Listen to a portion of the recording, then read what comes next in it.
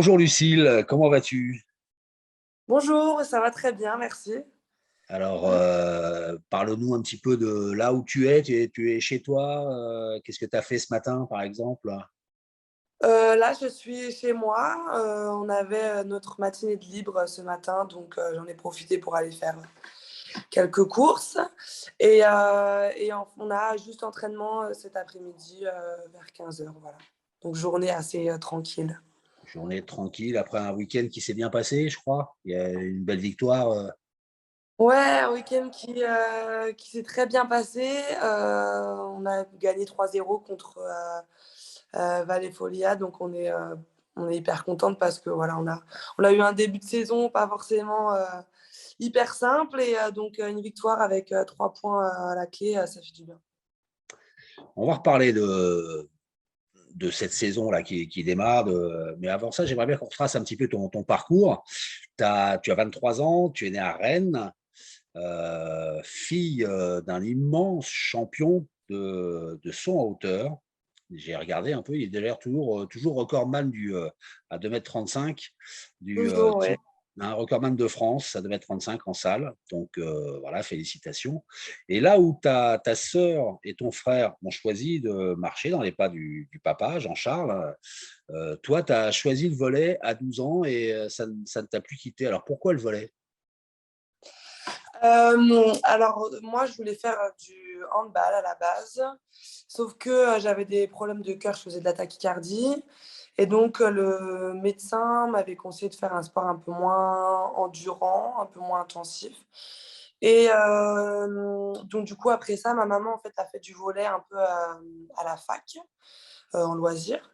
Et donc, du coup, elle m'a amenée au club du REC, qui était au même endroit que mon frère et ma sœur s'entraînaient pour l'athlétisme. Donc, c'était encore plus simple. Et du coup, j'ai essayé comme ça et ça m'a plu, donc j'ai continué. Voilà. Alors, à partir du moment où tu as mis le nez dans le volley, si je puis dire, tout est allé très vite parce que l'année d'après, tu intègres le Centre national le Pôle France de Châtenay-Malabry. Un an après, c'est l'IFVB. Qu'est-ce que tu gardes de ces années de ta jeunesse, si on peut dire, alors que tu n'as que 23 ans? Qu'est-ce que je garde? Je garde surtout, je pense, des rencontres avec les filles de l'équipe de France avec qui bah, je suis encore en contact maintenant, avec qui on passe, en tout cas pour une partie, l'été avec l'équipe de France senior. Donc, je pense que ça, c'est une des plus belles choses dans ma jeunesse, si je puis dire. C'est l'humain Et, que tu euh, retiens. et après, je pense aussi, c'est le fait d'avoir grandi dans qui je suis, dans ma confiance en moi, dans ce que les gens m'ont apporté, les gens ont cru en moi, etc. Voilà, c'est tout ça.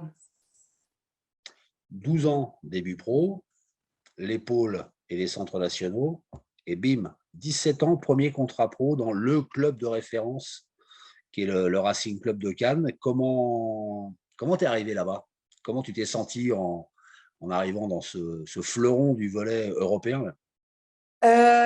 Au début, comme à chaque, enfin, je pense, vu que c'était la première aussi, très stressée, forcément. Parce que c'est un gros changement, parce que c'est tout nouveau et que je ne savais pas du tout à quoi m'attendre, etc. Et le fait en plus que ce soit Cannes, c'est un très grand club et ça reste encore un grand club. Donc, c'est vrai qu'il y a toujours cette petite appréhension. Et après, voilà, ça s'est pour moi très bien passé. Ma première année, ça a été un peu. J'étais pas forcément totalement dans le volet parce que je devais passer mon bac aussi. Donc, c'était un peu une année de transition. Et je m'entraînais en fait que l'après-midi. Le matin, j'allais en cours. Donc, c'est vrai que c'était pas vraiment comme. J'étais pas vraiment tout le temps avec l'équipe professionnelle. Mais voilà, je peux dire que ça s'est très bien passé. Et, je pense que c'est aussi grâce à Cannes que j'en suis là maintenant. Donc, voilà, je suis vraiment contente d'être passée par là, quoi.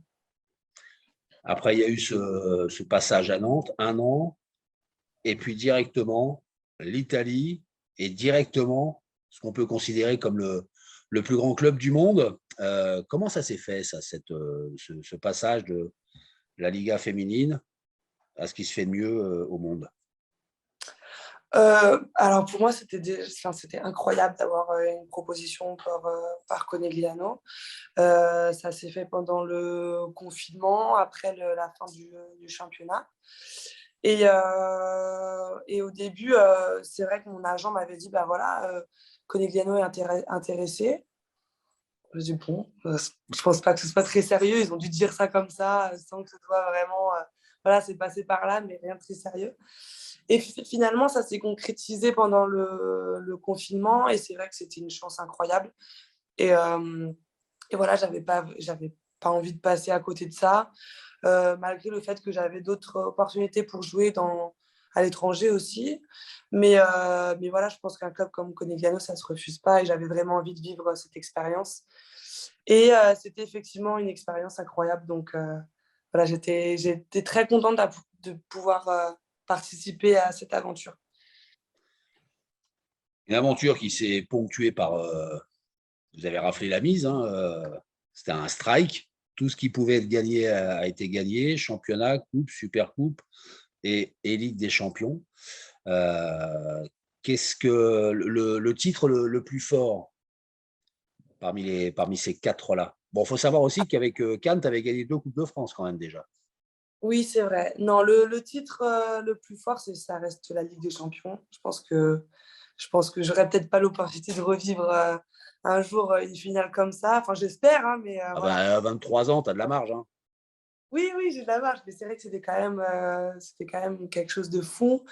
Et, euh, et donc, ça reste, je pense, même si voilà, les autres finales et les autres victoires étaient quand même très importantes, étaient aussi belles. Mais voilà, la Ligue des Champions, en fait, c'était vraiment quelque chose de nouveau.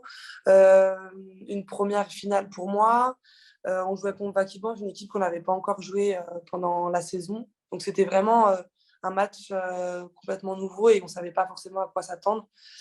Et le fait qu'on gagne 3-2 aussi, un match un peu à suspense, etc., c'était vraiment voilà, quelque chose de fort, et beaucoup d'émotions. Donc ça reste un des plus beaux souvenirs, je pense.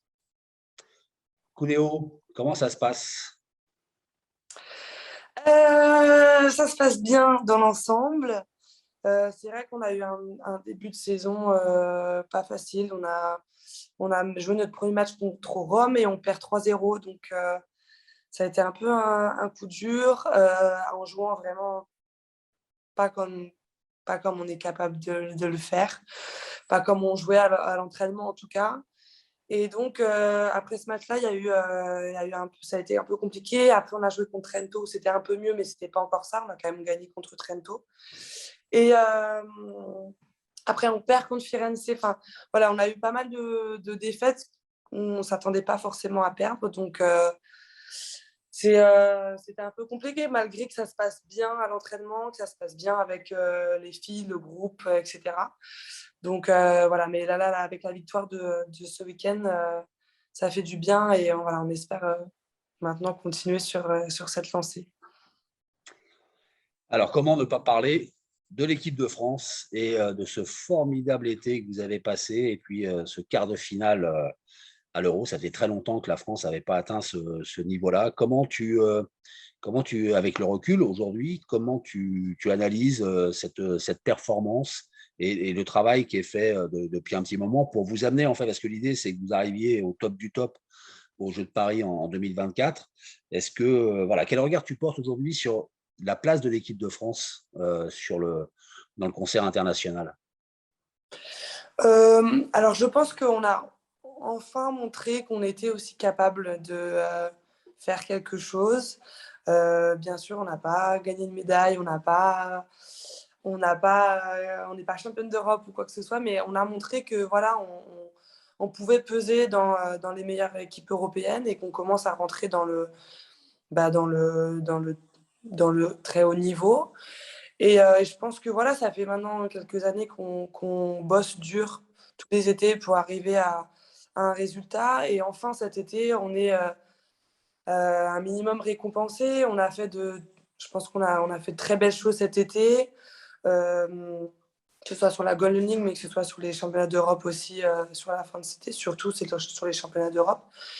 Et voilà, petit à petit, le travail paye et j'espère qu'on va continuer comme ça parce que le projet, c'est 2024 et je pense qu'on a vraiment un groupe qui a envie de performer et qui a envie d'aller le plus loin possible et qui a envie de montrer aussi des choses sur Paris 2024. Donc voilà, c'est un premier pas vers les JO et c'est vrai que ça fait du bien enfin d'avoir ce genre de résultat. Vous êtes 3 cette saison à jouer en Italie, qui est considéré comme le plus fort championnat au monde, non seulement d'Europe, mais plus fort championnat au monde.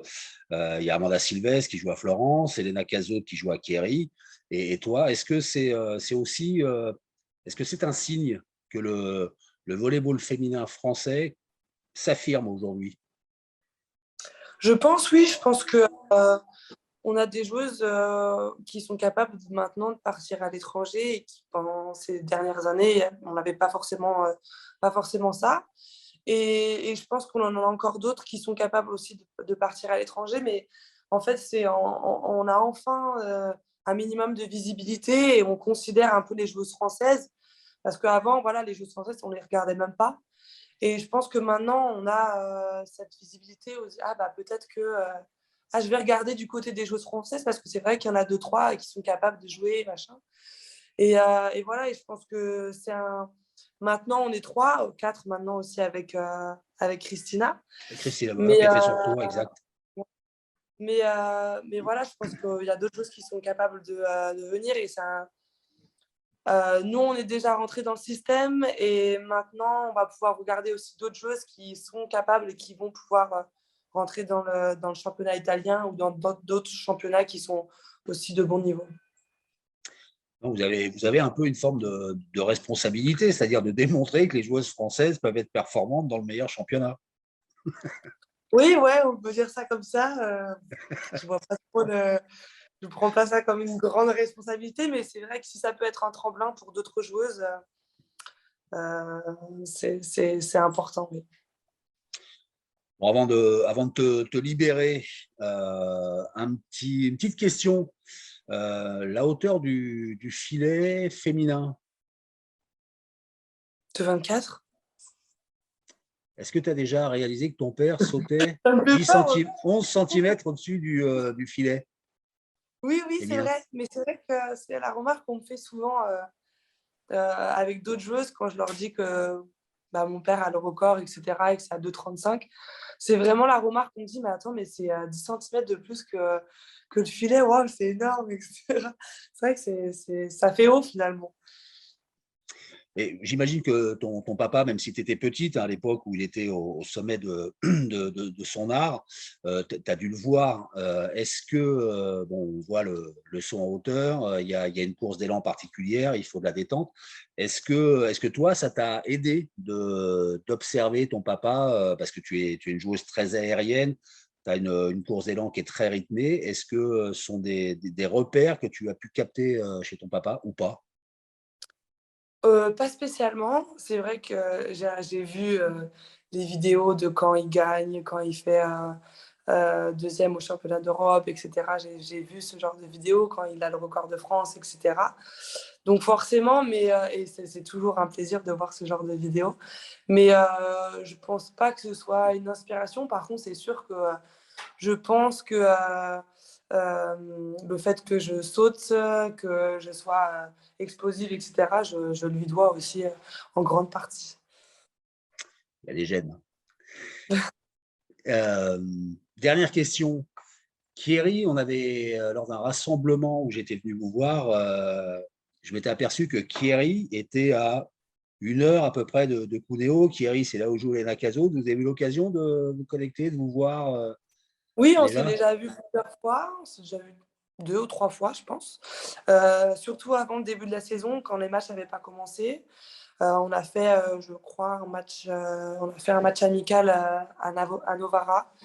Et on a eu l'occasion de jouer l'une contre l'autre. Et j'ai pu aller 2 fois, je pense, là-bas, la voir.